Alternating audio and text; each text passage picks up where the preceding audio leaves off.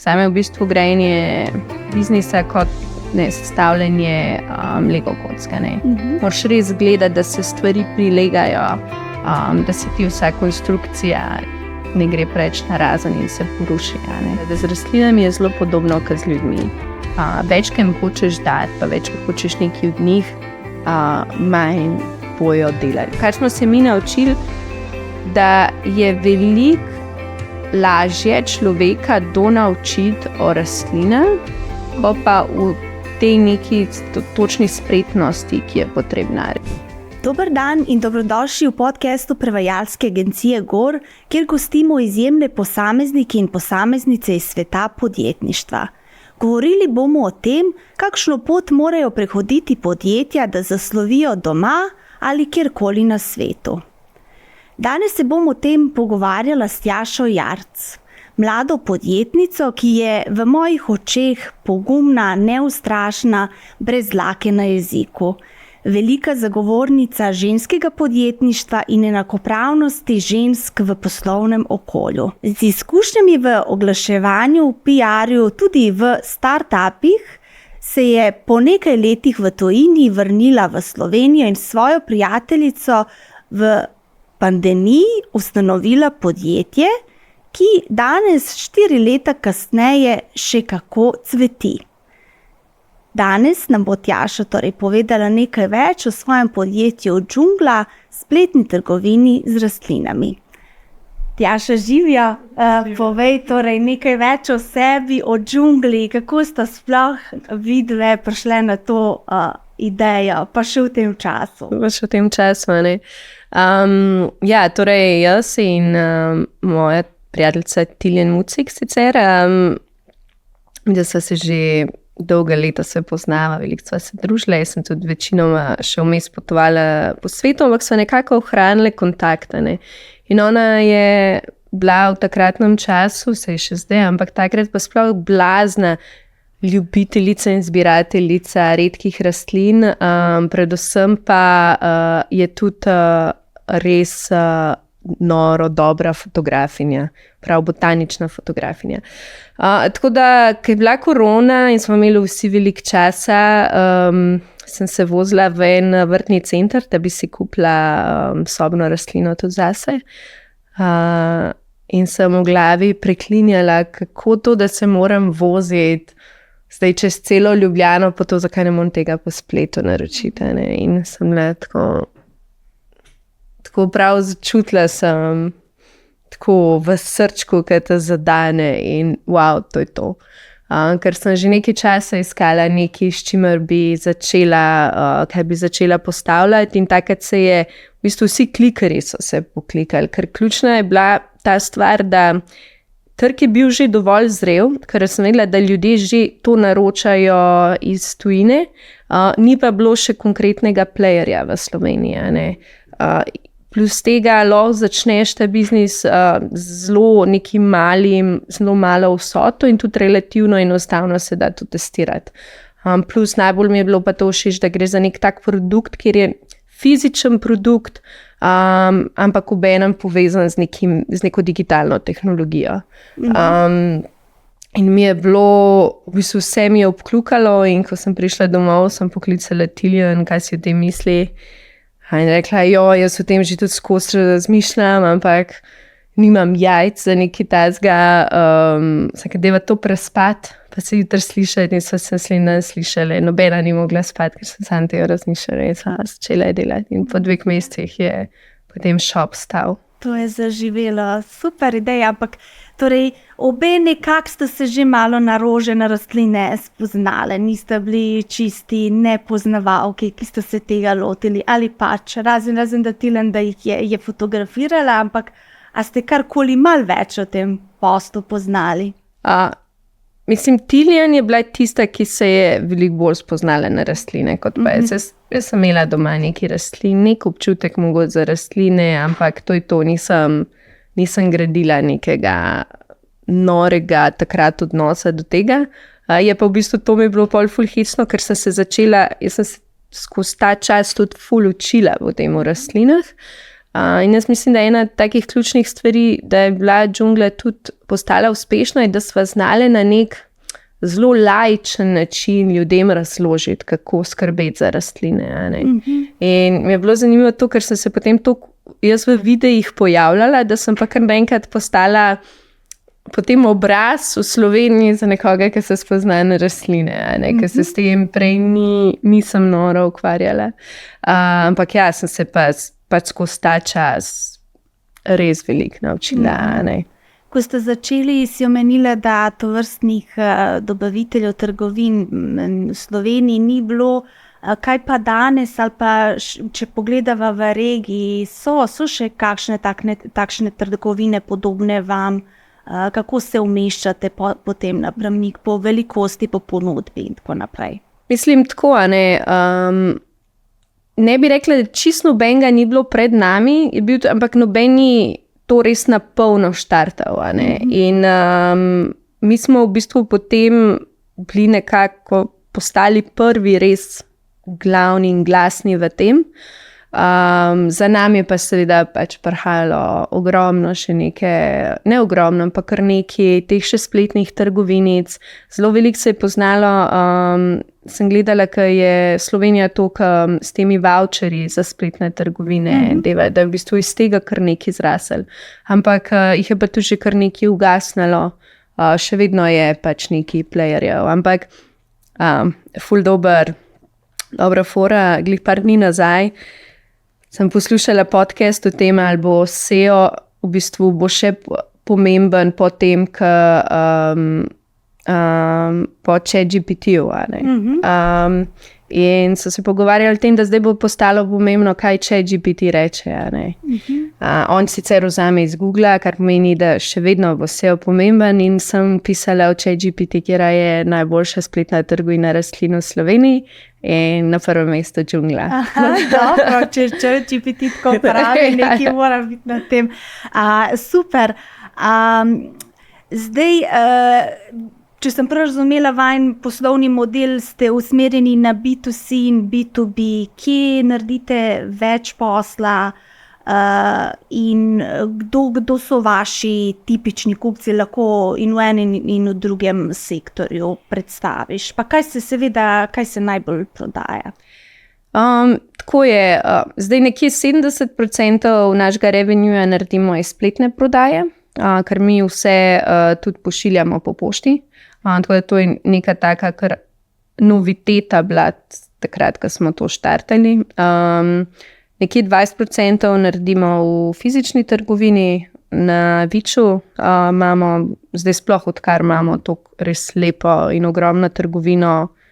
Že prvi mesec, ko smo se sem preselili, smo naredili v trgovini 3-krat več prometa, kot pa prej. To je bilo res noro, dobro.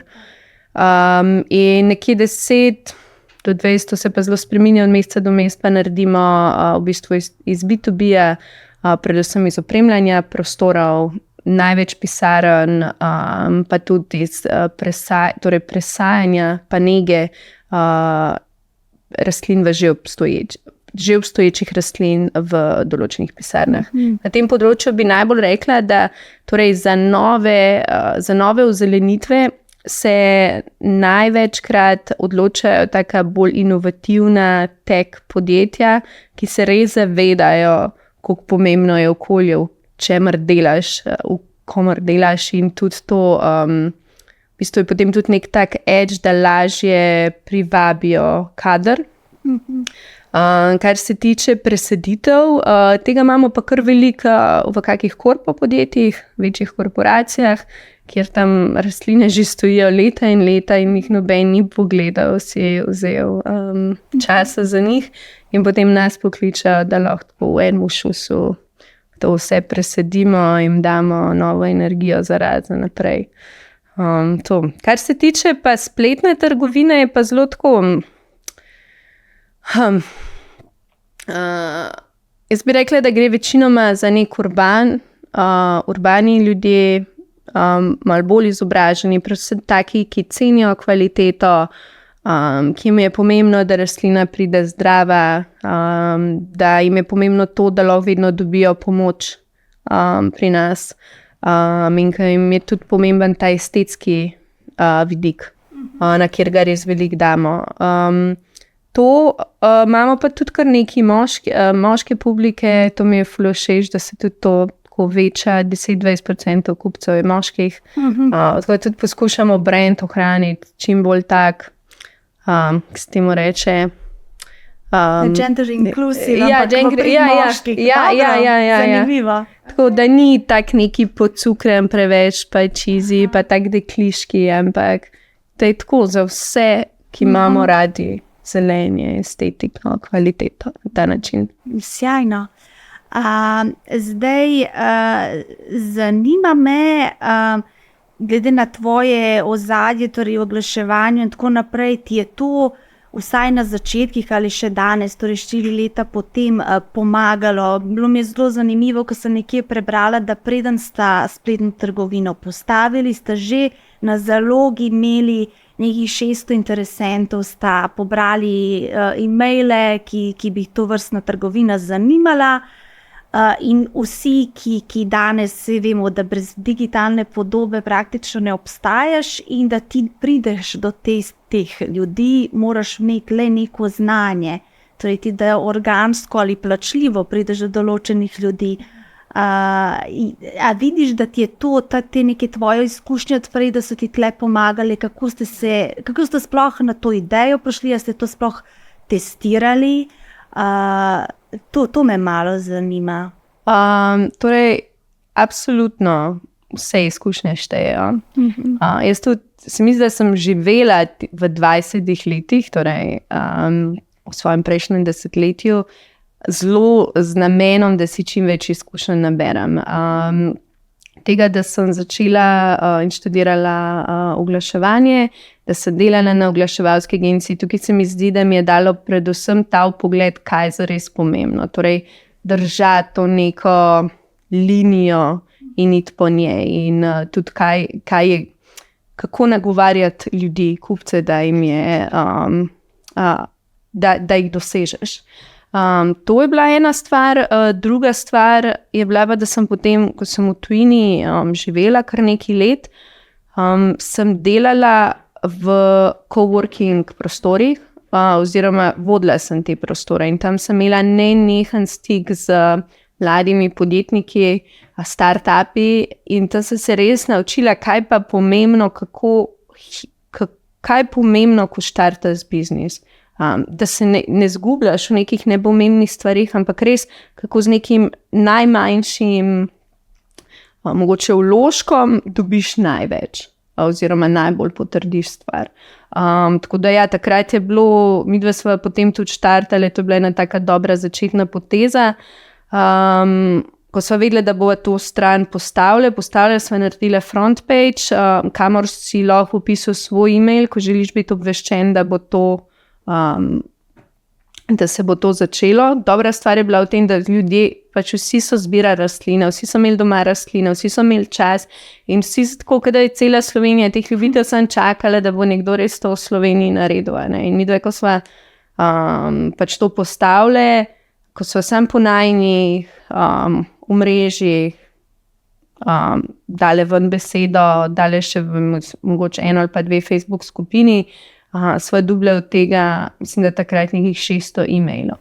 Torej, ker je čez 2 meseca trgovina stala, smo sam tem ljudem poslali e-maile in se je začelo. In sva že takrat dobila kar nekaj nakupov. Torej, če prav razumem, ta prva kampanja, deva reči, je bila popolnoma brez nobenega vložka v evrih, v Google Adse, karkoli. Ja, absolutno ne. Mislim, na ta način zdaj ne bi mogel začeti, razen če bi dal nek drug edge, kar ljudje ful iščejo, ampak v tistem momentu je to res pilo vodo. Tako da mi smo šele nekje po 3 mesecih začeli z digitalnim oglaševanjem.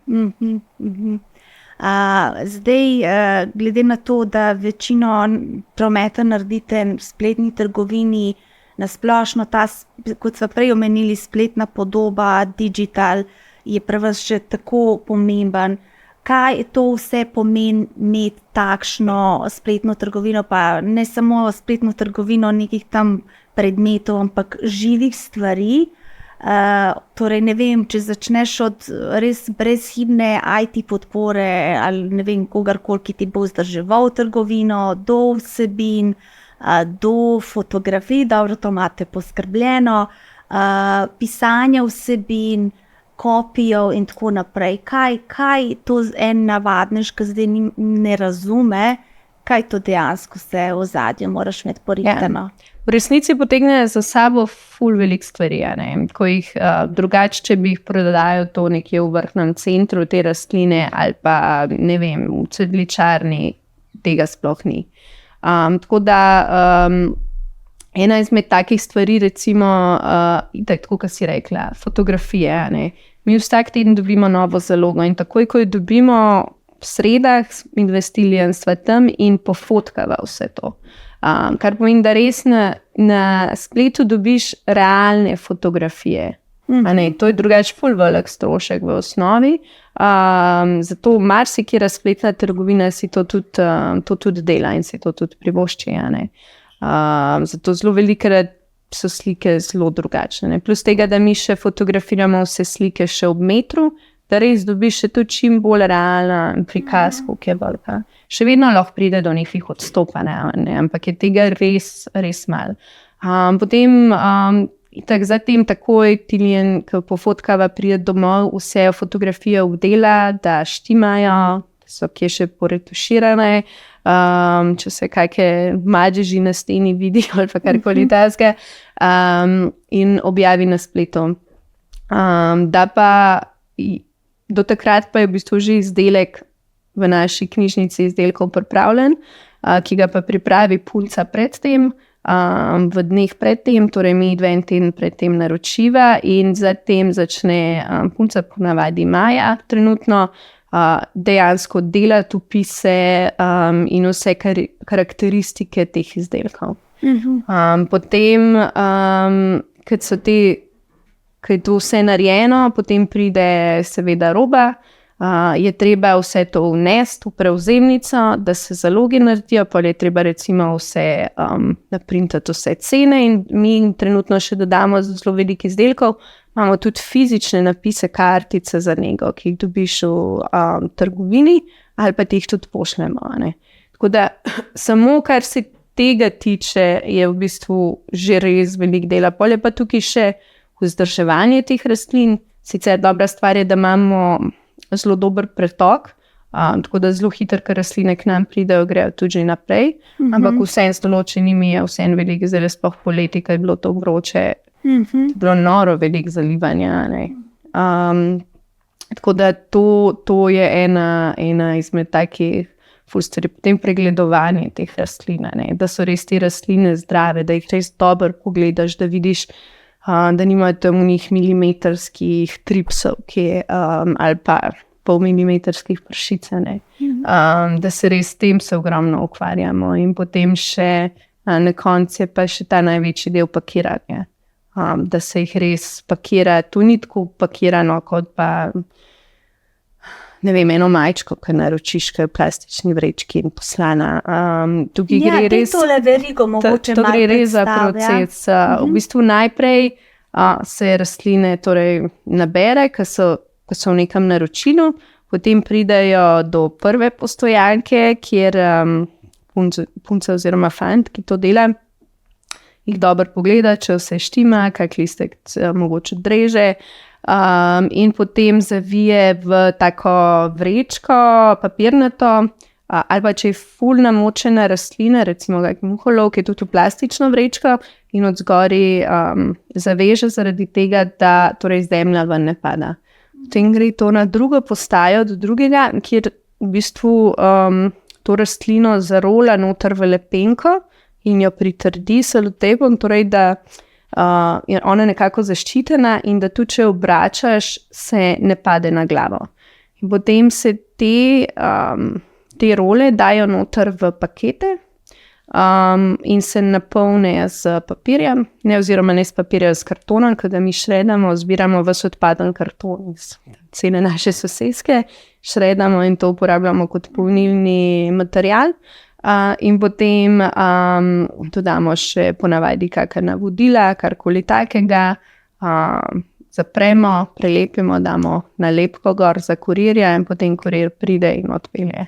Če je pa po zimi, ker je pa veliko bolj mrzlo, damo stran grelne blazinice in še tako v bistvu izolacijsko peno ali pa mehurčke, ki zadevo pač toplotno izolira. To sem želela še vprašati, te pa rastline do vas, čeprav razumem, večinoma iz Nizozemske zaenkrat, da ste še kje druge naročate?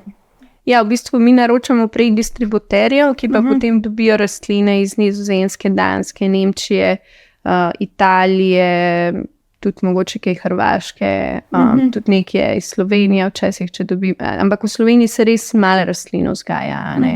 Ampak če dobimo to možnost, kdaj kakih kvalitetnih rastlin, tudi iz Slovenije, jih naročamo potem posebej.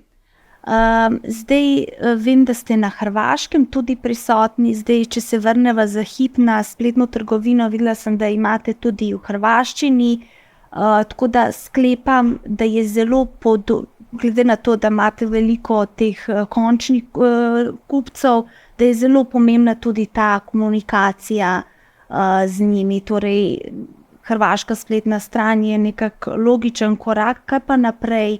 Kako komunicirate s temi kupci? Imate tudi koga dol lokalno, glede vsebin, ki se plasirajo na raznih kanalih? Kako se tega lotite? Ja, torej mi imamo lokalizirano hrvaško spletno stran in lokalizirano češko spletno stran, kar pomeni, da imamo in punca, ki je Hrvatica in živi v Ljubljani, in punca, ki je Čehinja in živi v Ljubljani.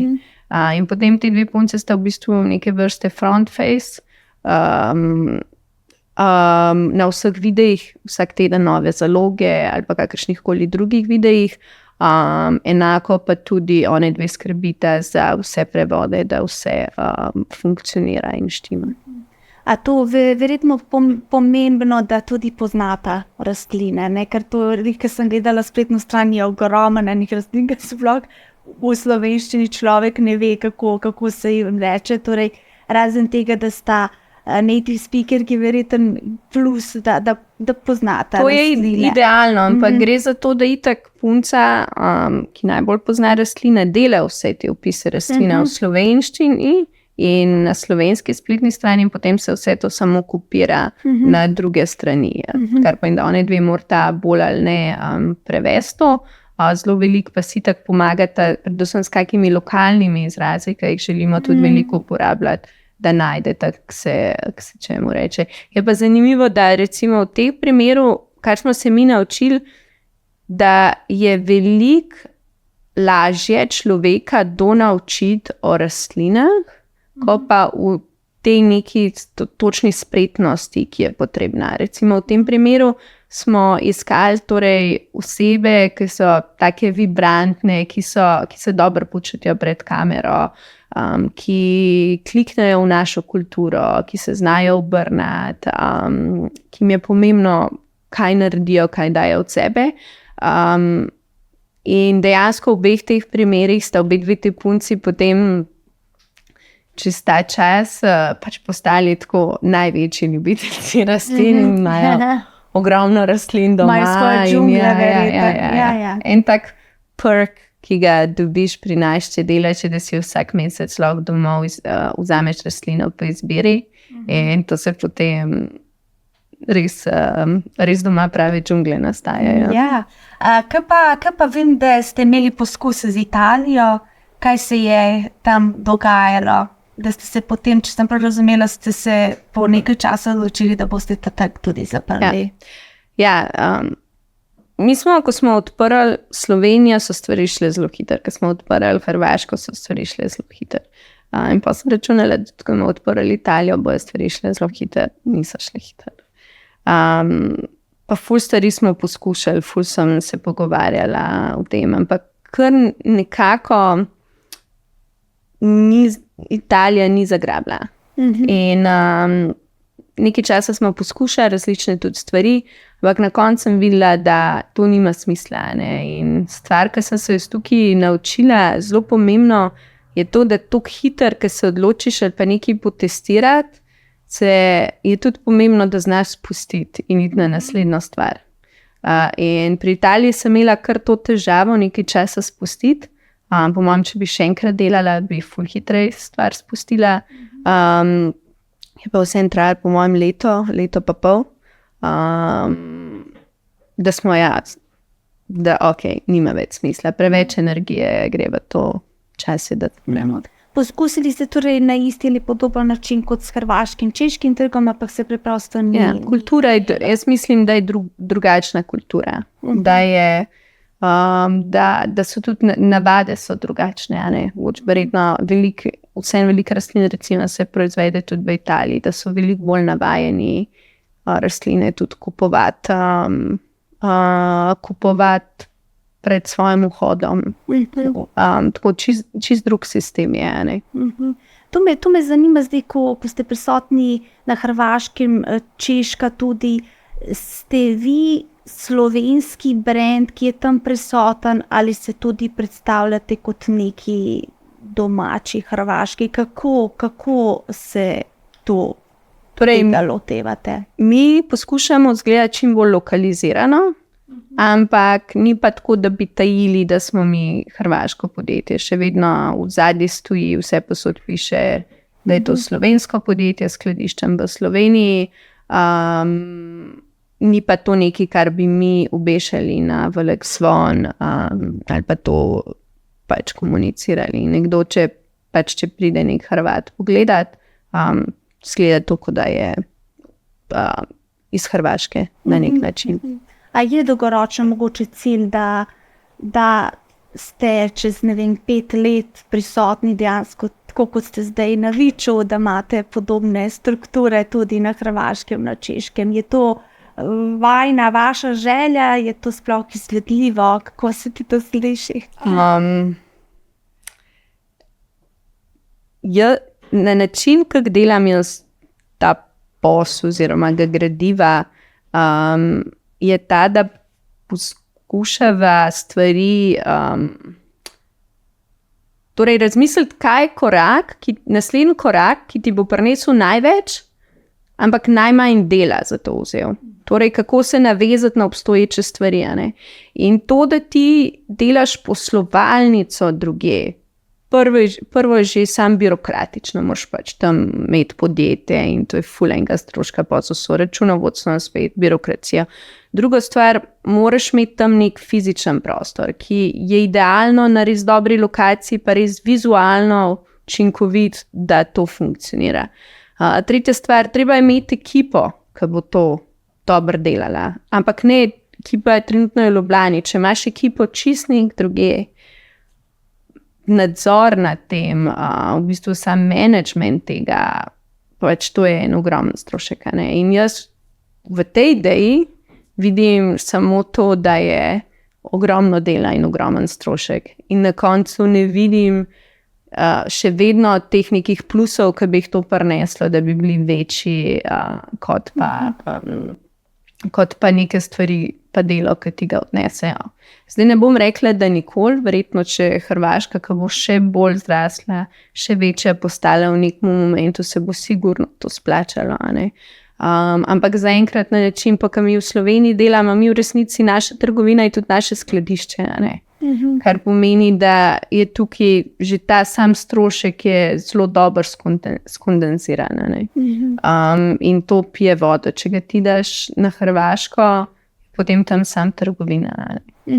Tako da zaenkrat jaz mislim, da s tem rekla verjetno enkrat ampak da bo še trajalo nekaj časa. Dobro. Kot si sama omenila, zdaj rastete, povečujete se, lani ste naredili dobrih 800,000 prometa, tudi kar nekaj dobička. Zdaj z leti je tudi naraščala ekipa, prostori in tako naprej. Torej ena res uspešna zgodba in me zanima, kaj je po tvojem mnenju tle ključ do tega uspeha? Ja, ena stvar sigurno, tako kot sem rekla, da da se držiš neke rdeče linije in stvari sestavlja. Zame v bistvu grajanje biznisa kot sestavljanje Lego kocka. Moraš res gledati, da se stvari prilegajo, da se ti vsa konstrukcija ne gre preč narazen in se poruši. Da so res dobri temelji. Zelo veliko se ukvarjamo samo ekipo. Recimo. Tako da jaz bi rekla, to je sigurno ena stvar, da se sledi neki liniji, da nisi zmešan nad vsako idejo, pa sam sem pa tja. In druga stvar je pa po mojem tudi neka ta konsistenca tega, kar s Tivi res veliko delava, to, da ves čas razvijava nekaj novega. Ves čas nekaj dogaja, da se stvar gradi, širi. In res je dobro, da smo že v štartu tako štartali, da vsaka stvar se videli, da je nekdo drug lahko naredi namesto naju, in sva predajali in skozi predajali. Da res mi, da s čimer se ukvarjava, je z razvoji ali novih izdelkov, novih produktov, nekaj novega, da lahko stvar naprej raste. Ker to jaz mislim, da je ena taka ful velika stvar, ki se je zelo velika teh nekih ustanoviteljev, vsaj na začetku, zelo hitro zacikla noter. Da se ujamejo v neko to vsakodnevno ful neke operative, tudi veliko neke kontrole, in potem jim preprosto zmanjka in energije in te neke čistosti v glavi. Ker recimo tudi to meni je ful pomembno, da imam dovolj dopustov v letu, da se dovoljkrat vzamem off, zato da sploh mal pridem ven izven tega okvirja, v kjermu si ves čas noter. In šele pol, ko greš v stran, lahko malo bolj čisto vidiš stvar, malo bolj jasno, malo bolj z distanco in se res odločiš, kaj je zdaj najbolj smiselno za naslednje korake. Se mi zdi, da je to neka stvar, ki se mi najbolj obrestuje, recimo pri grajenju. Super, sem vesela, da to slišim, ker zadnje čase sem še prevečkrat slišala, da podjetniki moramo delati 24/7 in skozi in garati in tako, in seveda pridejo trenutki, ko je to absolutno treba narediti, in mi je všeč, da čutim malo tudi ta drug val, ki prihaja, da rabiš počitek, dopust, kakorkoli. To si zelo lepo opisala, tako da upam, da bo tudi do drugih prišlo. Zdaj začeli sta med korono, ko smo večinoma bili doma, oziroma ljudje so se tudi selili iz mest v bolj ruralna okolja, torej začeli ste nekako s to platformo, dajva reči, pa se časi spreminjajo, torej morali ste vedno tudi sami loviti neke trende, ker verjetno ljudje oziroma vaši kupci kupujejo drugače, kot so kupovali 2020-2021, ali je tudi ravno to, kar si opisala, da tudi vidve skozi delata, kako se kakšni so sploh pri vas trendi, na kaj vi morate paziti, da vam ne spodrsne? Ena res najboljša stvar, jaz bi rekla, tega biznisa je to, da v bistvu midve se za teden vnaprej odločava, kaj bomo naročile. Kar pomeni, da lahko res veliko eksperimentirava in ne naročajo se ogromne količine, še vedno male, in je to res, res fina stvar, zaradi tega, ker ni tako, da ti potem ful stvari stoji, ali pa ne vem, greš v proizvodnjo nekega izdelka in pol ga leto, dve prodajaš, da ga končno odprodaš in pol še lahko enega novega začneš razvijati in ne veš, kako se bo odzval na trgu. Tako da to je ful dobra stvar in še vedno ostajava na tem, da ves čas nekaj novega dodajava. To pa čistko eno malo po najmu feelingu, kaj nama všeč, ker pač že od štarta s tem štartava, vedno obe dve še vedno naročava in se pogovarjava, zaradi tega, da je tudi malo več teh feedbackov. Ful je težko velikrat napovedati za 100%, a še vedno najo določene stvari res presenetijo. Slaba sicer pol stvar je to, da so to živi organizmi in pa recimo jih naročimo, totalen bestseller in pol jih ni več na zalogi, recimo konec sezone ali pa karkoli takega.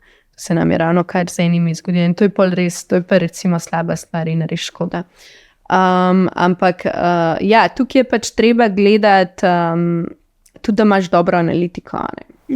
Imamo tudi v zadju dobre sisteme, ki nam beležijo prodajo, na kjer se lahko res dobro zanese, da veva, kako se odločiti za naprej. Je pa tako, da se mi zelo širiva. Mi da se štartali na začetku sem z redkimi rastlinami. Tili velikrat reče, da ona je bila monster, pa ne bomo nikoli prodajala. To pa res vse posodobiš. Ampak potem, ko smo enkrat se vseeno odločili in dali monstere ven, to so jih tako, dnevu dveh so jih vse pokupili. So bile tako, torej ljudje ne prihajajo k nama po redke rastline, ljudje prihajajo k nama zaradi tega, ker nama zaupajo, da bodo dobili vredo in kvalitetne rastline. In to je bil ful tak dober eureka moment. Tako da smo potem, recimo lani smo ful bolj intenzivno tudi štartali z zunanjimi rastlinami, potem zelo veliko dodatkov dajemo, zdaj smo začeli tudi s svojimi lastnimi džungla, torej s tem reči, torej z našim brandom dodatki. In pa ena taka ful stvar, ki je pa malo ven iz vsega tega, ampak se je začel kot tak passion project od Tillian, da smo lani lansirali Džungla Sense, izdelke za dom in dušo, kjer imamo pa mila sveče, sojine sveče in pa parfume. Tako da to je malo sporedno, vse sicer na bazi nekih rastlin in trenutno še vedno v 2 bonih, ampak ja, tukaj smo šli najbolj ven iz tega okvirja. Dobro, ampak je to kompatibilno, pa sigurno lahko celo eno novo zgodbo zgradite na tem. To izdelujete sami ali to vam kdo dela za vas? Ja, to za nas v bistvu dela podjetje, ki se prav ukvarja s temi stvarmi. Oni delajo proizvodnjo, gremo pa skupaj čez celoten proces izbora, embalaž, dizajna, potem same vsebine. Tilly je lani presedela, mislim, 2-3 mesece v obdobju kombiniranja različnih vonjev, da je prišla do tistih finalnih dišav, ki smo jih lansirali. Tako da je v zadnji ful enega dela v resnici. Dobro, lepo. Zdaj omenila si, da se vidve poskušate biti čim manj v operativi. Imata vlogi razdeljeni ali pa odločate o vsem skupaj, kako vidve kot ustanoviteljici rešujete določene zadeve, zagate, se kdaj skregate, kako vajin odnos, posebej, ker ste tudi prijateljici, kako to izgleda voditi skupaj podjetje? V bistvu dobra stvar je to, da imava res zelo podobne vrednote. In to mislim, da nam pomaga, da že vsa ta leta, da ostajava na isti liniji, torej v istem namenu, istih nekih željah. In tukaj res ne prihaja do nobenih kreganj. Na drugi strani so si pa tudi zelo različni. To, kako sem jaz, mogoče bolj odprta, podjetniška, glasna, zelo z neko vizijo je Tillian, zelo umetniška, bolj vase zaprta, na drugačen način dela stvari, rabi več časa. Tako da smo imeli nekje po 2-3 letih, smo imeli kar eno krizo, predvsem, ker nisva znali skomunicirati. Jaz sem res hotela to skomunicirati in pritisnila, ona se je ob tem bolj zaprla in nisva dejansko daleč prišle. Tako da potem sva pa obedve imeli isto željo, da pač to nama vsem se uspe zmeniti in rešiti. Tako da potem so prišli v igro mentorji, sploh potem Aleš Bičič, najin to business coach, business psiholog, poslovni psiholog, ki nam je v enem sessionu tako na tabli zelo lepo skiciral stvari, razložil in tam mislim, da se je tako res velik del sprostil. Predvsem, da sva sprejeli in se naučili zelo veliko druga v drugi, na kak način vsaka funkcionira in da smo skupaj našli neke stvari, načine, ki pa lahko to pač skupaj pač najdeva pa pot, kjer to štima. Taka res recimo malenkost mi je bil tak dober primer. Jaz sem se vedno bila pripravljena v nečem pogovoriti pa nekaj rešiti. Ti je pa res rabila za to svoj čas, pa prostor, pa vse. In s tem, da smo mi dve uvedle enkrat na tedenske sestanke, kjer si cel teden gor stvari piševa, ki se jih recimo želiva malo bolj podebatirati, na ta način se jaz počutim v redu, pa varno, to, da vem, da bo to predebatirano, pa skomunicirano, na drugi strani pa ona tudi dobi ta svoj prostor in čas, da si za to vzame ta čas in da ve, kdaj se bo to zgodilo. In to je taka, recimo, ena taka malenkost, ampak je rešila ful enih stvari. Kaj še se morda spomniš kakšnih trenutkov, zdaj si menila to krizo, ki sta imeli, kdaj ti je bilo težko, se spomniš nekih trenutkov, ko se vsi mislijo, pa kaj meni zdaj tega treba, ali karkoli podobnega. Ker se pravim, to je res taka uspešna zgodba, rastete, imate zelo dobro zgodbo, a je bilo kadarkoli, da si podvomila ali pa da je bila kriza kakršnakoli druge vrste? Ja, mislim, se predvsem dveh momentov spomnim, enega se spomnim nekje po 2 letih, ki je bilo ful enega dela in ful ene energije noter vložene in takrat so se mi še začele ful anksioznosti in sem imela tako, res sem bila utrujena od vsega tega in sem bila čist hin in sem šla ven in se totalno zjokala in sem prišla nazaj. In res dobra stvar, čeprav sem jaz tista v podjetju, ki stvari naprej žene, je pa dobra stvar tega, da Tili nikoli ni name pritiskala, da je to treba delati. In mi je rekla takrat, ful lepo rekla, Tjaša, ni nama treba to hitro stvari delati. Pač mi dve delava zato, ker res uživava v tem, tudi če se stvari ustavijo, bo vse okej, nič ne bo narobe, In ta občutek, da nekdo za tabo stoji in te podpira na tem, je bil tako res neprecenljiv. In takrat sem se res tako umirila, vzela sem si kar nekaj, mislim, da dopusta. Tudi odločila sem se, da zdaj na 3 mesece hodila na dopuste, pa če je konc sveta. In da pač, da si lahko v svojem tempu stvari diktiram. To je bila ena taka, recimo, sigurna stvar. In letos sem imela spet podobno situacijo. Vsakič se mi zdi, da vsako poletje to pride. Rekla je bila spet Tili, pa rekla, pa Tjaša, pa dajva se ustaviti. Daj si v izi vzam poletje, daj si v izi vzam mesec, 2. In si res tako, sem se razbremenila vseh teh pušanj stvari in si sam za neke malenkosti čas vzela, da sem se dejansko lahko napolnila, da lahko spet naprej gremo. To je res ena taka ful dobra stvar, ki pri nama dobro funkcionira. Druga stvar, ki je bila pa ful težka, je bila pa takrat, ko sva v to res ta najin krč prišli, ko sem jaz še pritiskala, ko sem se hotela zmeniti, ona se je pa bolj in bolj zapirala. In takrat me je, mislim, da res strah postalo. Pa to pomeni oziroma kako to rešiti. In mi je bilo ful težko.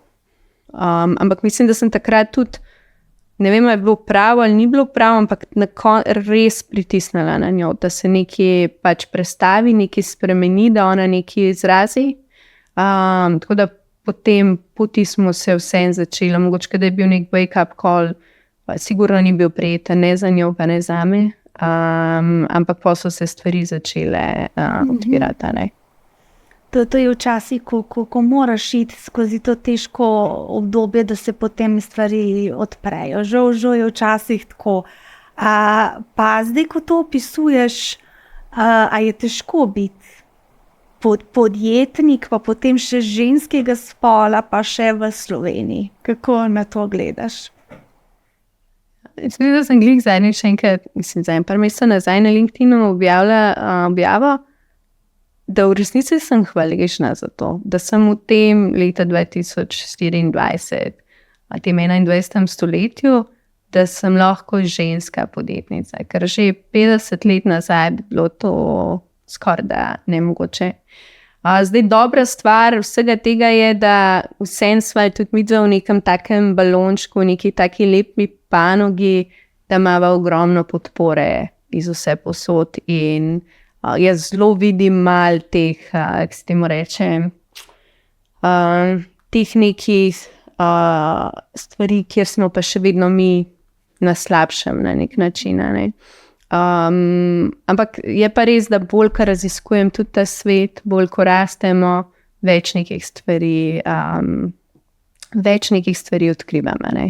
Tako da sem zelo hvaležna, vidim pa še, da je ful za narediti. Se mogoče tudi počutim poklicano na nek način s tem podjetjem, da želim dati zgled in nek tak lep primer, kako lahko dober biznis vodiš na zdrav način, na balansiran način, z veliko ljubezni in tudi z veliko neke nežnosti, da ni vedno treba silo, z agresijo.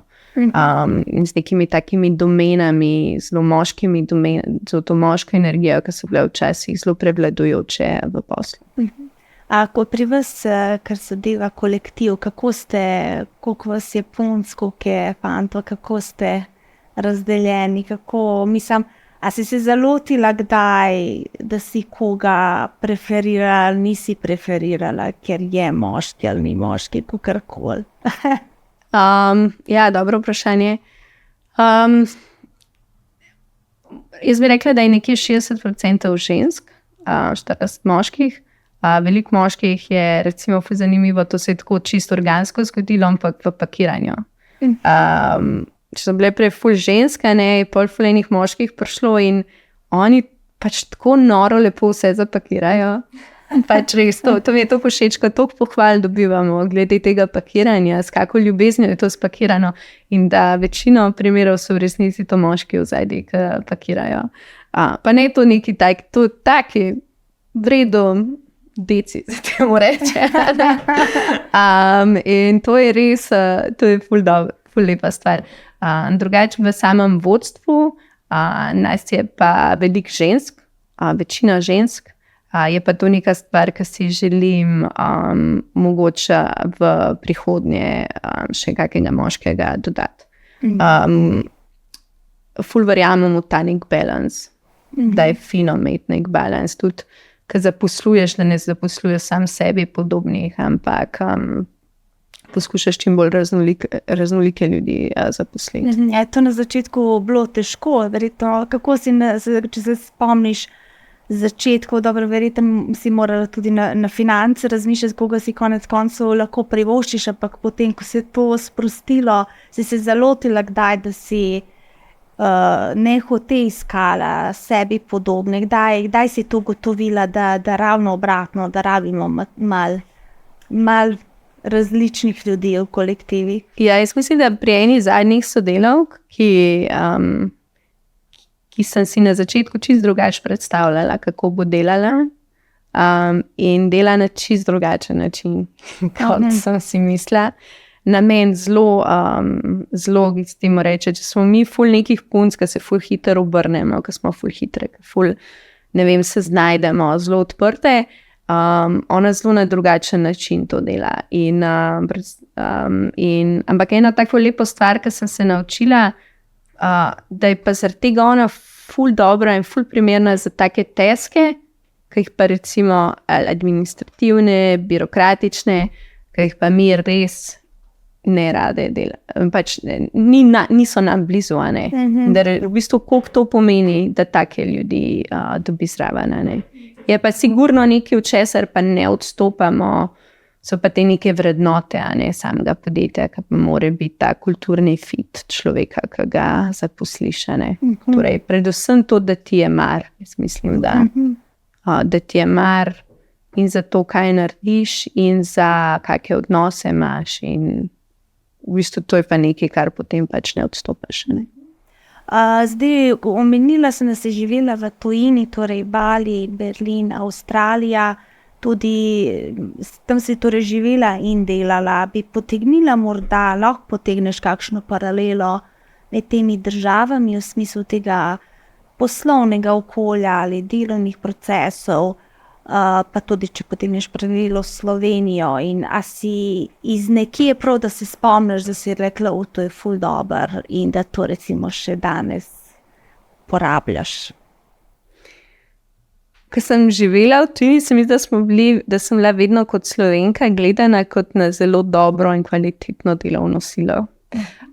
Predvsem sem imela pa tudi možnost v bistvu izkusiti, kako je to, ko si ti nek prišlek. Mislim, da je zato zdaj, ko živim v Sloveniji, zaradi tega veliko bolj zelo drugače gledam na ljudi, ki so se sem priselili, ki si želijo tukaj živeti in tako naprej. Vedno sem se, sploh v Avstraliji se mi zdi, da sem se počutila tako izjemno sposobna proti drugim. To mi je bilo kar fascinantno. No. Sem bila tudi izjemno cenjena zaradi tega, tudi v Berlinu. Zdaj, paralele, pa stvari, ki bi jih pa od tam vzela. Dobro vprašanje. Si imela kakšne momente, kjerkoli, lahko da so bili tudi negativni, sicer bi raje slišala kaj dobrega, ampak tako, da si nekje sedela, pa si rekel, to je dobro, ali pa to je pa kar nekaj tako. Ker mislim, v Berlinu si vem, da si delala dejansko v tem coworkingu za Avstralijo, pa Bali, pa ne vem. V Avstraliji je bilo enako, v bistvu sem v bistvu postavila, oni so imeli takrat Bitcoin klub, to je bilo 2016-2017, ko je bil na zadnji Bitcoin porastu, predzadnji, v bistvu sem pol blockchain center postavila isto neke vrste coworking, community space. Jaz se tam ful nisem našla v Avstraliji, zato ker sem se zelo počutila tako like an Englishman in New York. Pač ni mi pasalo, bilo mi je vse tako zelo superficial, zelo površinsko, torej ful sem pogrešala to globino, to neko pristnost. Stvar, ki jo nisem v enem letu mogla dojeti, je, oni začnejo vsak pogovor, how are you, how do you do? Torej, kako si, in ti, če nekoga v Sloveniji vprašaš, kako je, ga iskreno vprašaš in on ti bo iskreno nazaj povedal. Pri njih je bilo pa tako, ok, and you? Pač to je sam začeten, uvoden pogovor, kjer ti pač vedno rečeš, da si ok. Se lahko tudi rečeš, da nisi sam. Je to, v osnovi je pač to nek tak, vsi smo ok, vse je v redu, vse se dogaja, gremo. Veliko pitja, veliko tega neke zabave, zuzdanosti, tako zelo se mi je zdelo. Berlin je na drugi strani bil pa zelo globok, tudi zelo tak dark, ampak to mi je bilo ful všeč sploh. Da ful veliko tudi res dobrega tehna, jaz tem. Dobro. Pa si, kar vidim, si bila zelo v stiku s tako to startup sceno, pa vidim, ko si opisovala vajino pot, delček tega vidim tudi pri vas, ampak ti si to uspela zmehčati, ker startup podjetje ponavadi grejo full power do cilja, vidim, da sta vidve v procesu, morda ste si v kakšnem trenutku to tudi želeli, ampak pol ste videli, da ste to le zmehčali, ne? Mislim, razlika pri startupih je to, da se oni odločijo, da bojo dobili prvo, da rabijo zelo velik finančni začetek, torej dobiti investitorje, da se lahko oni zares zaženejo in potem so pa ves čas pod pritiskom investitorjev, da pač dosežejo neko rast in neke cilje. Ne? In to je stvar, ki si jo jaz nisem, v bistvu si jo midve nisva zaenkrat še nikoli želeli. Celotna džungla, začeten vložek je bil 1500 €, iz katerega v bistvu so samo obračale in gradile naprej. Niti ni nobenih posojil bilo, nobenih investicij, ničesar. In to je neka ta v bistvu samostojnost, ki ti jo prinaša, v bistvu, ki so si jo želele svoboda in samostojnost, ki so jo želele ohraniti in si jo bova želele čim dlje. V bistvu, ker s tem se tudi večino pritiska znebiš. Ja. To dobro si me spomnila, to sem te hotela še vprašati, torej ta štartni kapital, ko sta imeli, je šel v zaloge, če sem prav razumela. Kdaj, si rekla, po parih mesecih ste potem začeli vlagati v oglaševanje? Če ni skrivnost, lahko pisno deliš z nami, koliko date v oglaševanje, kje se oglašujete, na katerih ste kanalih prisotni, verjetno vse povsod, ker imate končne kupce, in koliko enih aktivnosti, tle si priselih prerekla, da redno snemata, daj še to malo povej. Ja, v bistvu, na začetku je bilo ful zanimivo, se spomnim prvi mesec, ko smo dali, 100 evrov v oglaševanje, in je bil tako ROAS 20-30. Vsi, ki se spoznajte na oglaševanje, je to tako nerealno. No, kakorkoli. Zdaj še vedno so ROAS-i dobri, ampak sigurno pa ne tako dobri. V oglaševanje devamo nekje 10% revenue, kar pomeni kar velika vsota gre v oglaševanje. Tako fiksno določeno? Ne fiksno, tam nekje se bolj ali ne vse skupaj ves čas giblje. Vedno sicer devaš tudi tako, pa tja, kjer stvari grejo dobro, ampak nekje, ko se potegne črta, je vedno približno 10% revenue. To je lahko zelo veliko ali pa zelo malo, odvisno v kakšni branži si. Za nas to kar dobro funkcionira. Zelo veliko je pa nekega kontenta, ki ga ves čas produciram na storijih. Zadnje čase je to zelo veliko na TikToku. Torej, ta v bistvu nenehno, taka mešanca izobraževanja ali pa nečesa o negi rastlin in o rastlinah in na drugi strani izpostavitev naših izdelkov. In mi je ful dobro rekel, direktor mene agencije, rekel, da mu je všeč pri nas to, da zgleda, da ti to rastlino pridemo pokazati v tvojo domačo sobo. Mi zelo delamo na tem, da informiramo, da kažemo, zelo pa se izogibamo teh nekim zelo jasnim call to actionom ali pa temu, da prepričevanju ali pa ponujanju. A to zavestno tako delate? Jaz sem tudi magistrsko na to temo napisala. Ker to mi je bila v bistvu, to mi je bila najbolj všeč ta stvar Berlina, recimo Berghaina, glavnega tehnokluba. Tam oni niso imeli niti Instagram, niti Facebook profila, nič niso imeli. Ampak vsako petek, sobota, nedelja so bile tako dolga vrsta, pač da je bilo vsaj 2 ure za čakati, da si prišel, in pa si imel nekje 50-80% možnosti, da si bil zavrnjen, da prideš noter. In v bistvu samo stati, jaz sem tukaj, delam to pa to, zdaj, a hočeš, nočeš. In tudi džungla je komunicira na ta način. Od samega začetka, ali tudi zelo strogo, da si recimo lahko to privoščite, ali tudi od samega začetka? Od samega začetka, ker nima smisla. V bistvu tudi verjamemo to, da ti zgubiš na ta način publiko. A potem ta del imaš ti še zmeraj čez analitike, pa to spremljaš ti, ali tudi to daješ od sebe? Jaz že štarta imamo agencijo, ki nam dela torej vso oglaševanje. Vsebine delamo veliko jaz, Tiljan, v zadnjem času tudi še veliko Jelena. Zdaj samo to strategijo, pa to pa še vedno jaz delam. Je pa to neka stvar, ki se želim, ta celoten čank, torej področja marketinga predati nekomu naprej. Predvsem so to vodenje in agencije, in dizajna, in developmenta, torej spletne strani. So to pač področje, kar spada pod marketing v mojem naslednjem letu. Težko. Ne, ful si želim. Sam težko bo najti človek, jaz mislim, da bo najti človeka, sploh glede na to, kakšne so trenutno razmere na trgu. Vem pa, da